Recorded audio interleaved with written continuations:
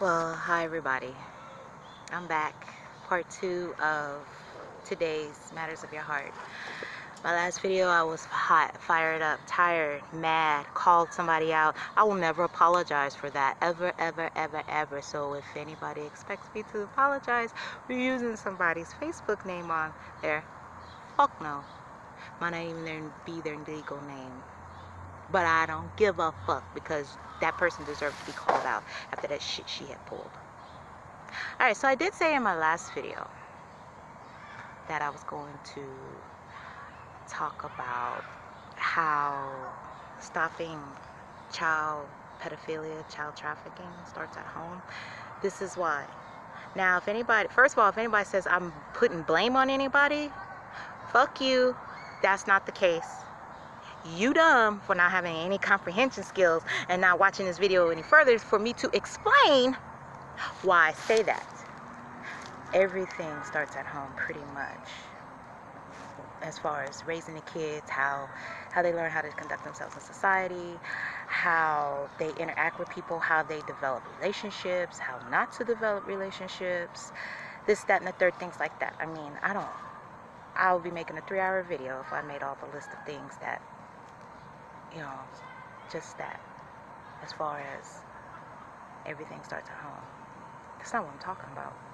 I'm talking about it starts at home, preventing child abuse as much as you can possibly prevent.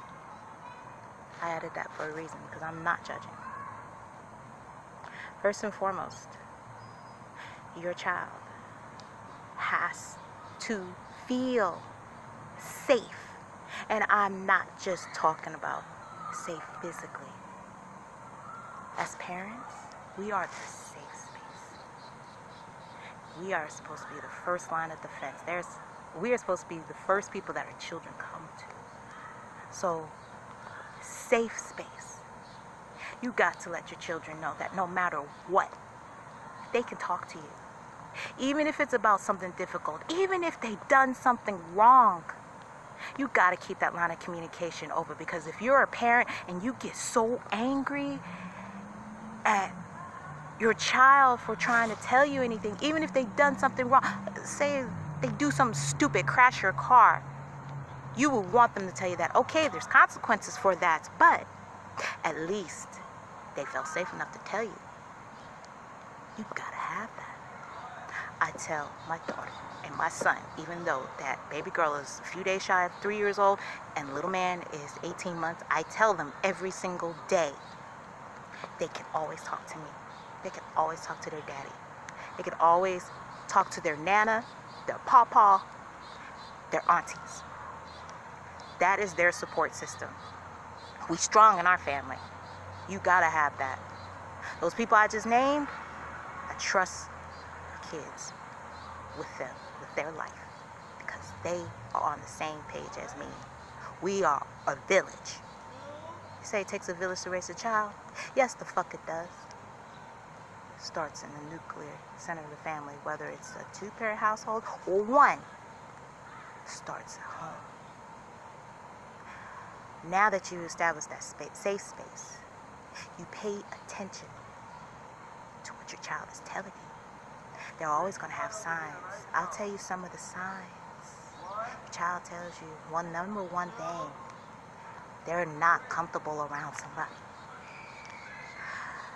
If they tell you that, you stop it right there.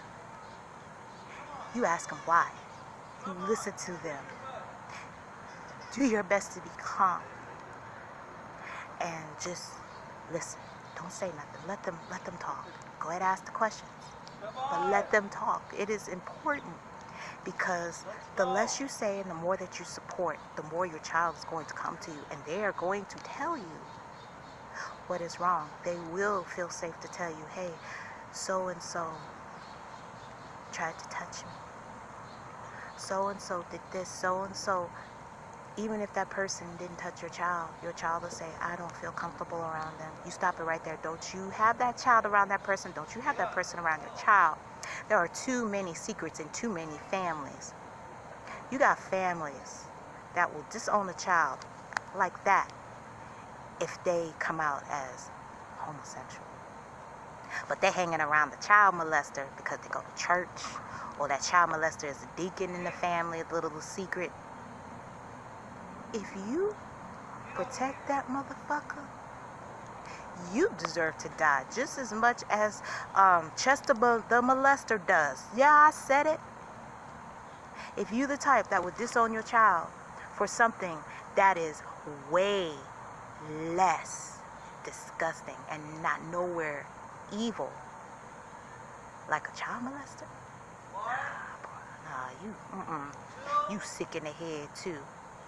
I would rather have my precious little boy grow up to be a flaming drag queen, doing all of this, wearing dresses, throwing glitter on everybody and rainbows and high heels and all that shit, than be a pedophile.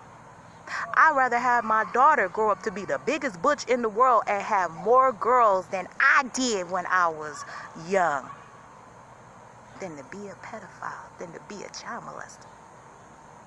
Because being gay is not evil. Touching children is. Being gay is not evil. Touching children is.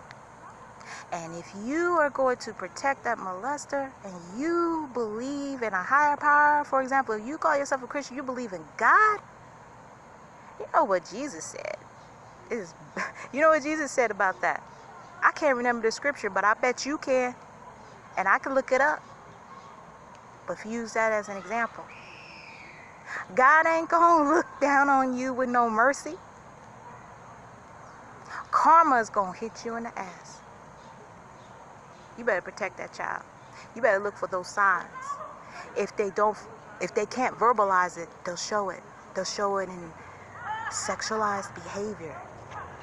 They'll show it in nail biting, being uncomfortable around the gender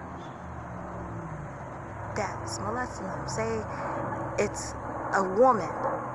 They might feel uncomfortable around a lot of females. They might have, and I read this, and it hit me, even though that didn't happen when I was a kid, it happened as an adult after the abuse had taken place. Epileptic-like seizures can be an indication that there's some abuse going on. All that stress, all that trauma, it fucks with the nerves and the neurons and all that shit in your brain. It causes seizures.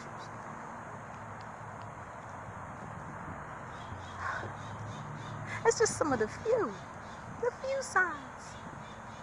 You just gotta pay attention. You gotta listen.